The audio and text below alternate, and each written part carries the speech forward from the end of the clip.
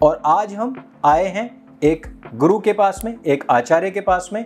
और सबसे पहले तो मैं आपको बताना चाहता हूं कि उनका रिलेशन सत्य सनातन परिवार से काफी पुराना है, लेकिन एक पॉडकास्ट जैसा कि आजकल एक नेचर चला हुआ है, उसके तौर पर सत्य सनातन पर अपनी बात रखने के लिए वे पहली बार आ रहे हैं। सबसे पहले आचार्य जी, आपका बहुत बहुत स्वागत है सत्य सनातन परिवार में। धन्यवाद जी, बहुत बहुत। आचार्य प्रशांत जी हैं जो कि अलवर से हैं और वहां पर अपना एक गुरुकुल चलाते हैं। उसकी पूरी डॉक्यूमेंट्री हमने बनाई थी, वो भी आप हमारे चैनल पर देख सकते हैं। आचार्य जी, आज टीचर्स डे है और जिसको कि एक शिक्षक के रूप में माने जाने वाले एक महानुभाव के जन्म दिवस के रूप में मनाया जाता है। हम शिक्षक दिवस मनाते हैं, हम टीचर्स डे मनाते हैं, हम गुरु पूर्णिमा भी मनाते हैं, हम भारत के विश्व गुरु होने की बातचीत भी करते हैं। लेकिन क्या हम जिस शिक्षा पद्धति पर आधारित होकर के चल रहे हैं, या फिर हम सड़कों पर जो हो हल्ला कर रहे हैं, या फिर हम जो भी राजनीति कर रहे हैं, क्या उसको आपके परिप्रेक्ष्य में देखते हुए हम कितने वर्षों में विश्व गुरु बन सकते हैं? देखिए,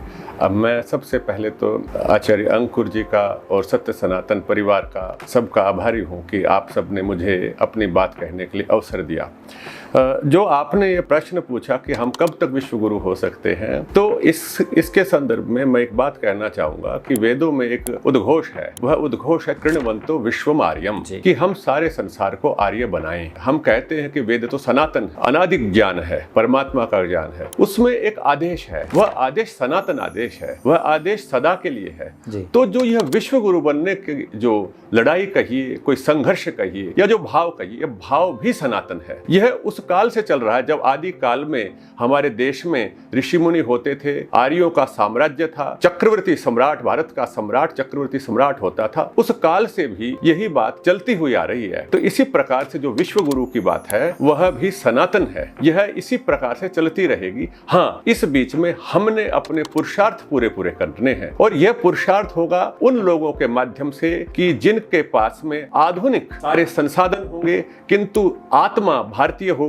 जो भारतीय संस्कृति के अंदर पूर्णतः डूबे हुए होंगे, भारतीय संस्कृति से ओतप्रोत होंगे, और जिनके आध्यात्मिक ऊर्जा का जिनके अंदर प्रकाश होगा, उन लोगों के माध्यम से ही भारत विश्व गुरु बनने की ओर अग्रसर होगा। लेकिन जिस तरीके के काम चल रहे हैं, जिस तरीके का मतलब जो सरकारें हैं वो जो बजट निकालती हैं या खर्चा करती हैं, और हम विश्व गुरु बनना चाहते हैं, लेकिन गुरुकुलीय परंपरा और गुरु शिष्य परंपरा जो हमारी व्यवस्था थी उस पर तो हम कुछ खर्च नहीं करते हैं। जो यूनिवर्सिटीज, प्रोफेसर, मैकॉले शिक्षा पद्धति, इन सब पर खर्च करते हुए या उस शिक्षा पद्धति से पढ़ते और पढ़ाते हुए हम कितने वर्षों में विश्व गुरु बन सकते हैं? हाँ जी, जहां तक खर्च की बात है और गुरुकुल की बात है, हम गुरुकुल और खर्च की यदि हम तुलना करें तो वस्तुतः जो आदि काल के जो गुरुकुल थे वो सरकारी अनुदान पर नहीं चला करते थे, वह वास्तव में दक्षिणा पर चलते थे। आज भी जब हम बड़ी बड़ी यूनिवर्सिटीज की बात करते हैं, हार्वर्ड और ऑक्सफोर्ड की बात करते हैं, उनको सरकारें नहीं चलाती हैं, उनको उनकी एल्यूमिनाई जो ग्रुप्स हैं वो चलाया करते हैं। अर्थात उस गुरुकुल से चलने वाले, बनने वाले जो छात्र हैं वही इतने सक्षम हो जाते हैं कि वही उस विश्वविद्यालय को, गुरुकुल को चलाया करते थे। परंतु राजा,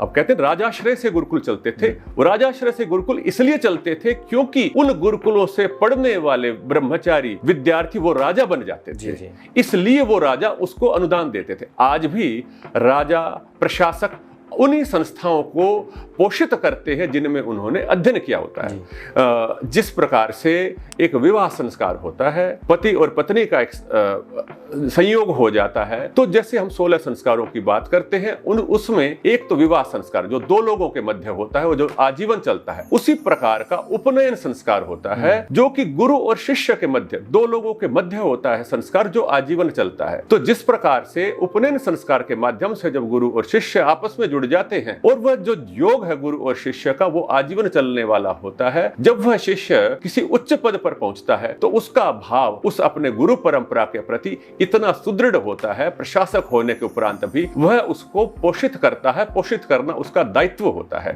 इसीलिए उस विद्यार्थी को, उस ब्रह्मचारी को जब यज्ञोपवीत जनेऊ दिया जाता है, कंधे के ऊपर जो 3 धागे डाले जाते हैं, उसी समय गुरु बता देता है कि तेरे ऊपर 3 ऋण है। उन ऋणों में से जो शिक्षक का ऋण है, शिक्षक शिक्षा का ऋण है, जो सनातन संस्कृति का विद्या का ऋण है, जिसको ऋषि ऋण कहते हैं, जब तक तू इस ऋण को उतारता नहीं तब तक तेरी मुक्ति नहीं है। इस भाव से जब हम ओतप्रोत हो जाते हैं तब वस्तुतः गुरुकुल या परंपरा का संवर्धन होता है।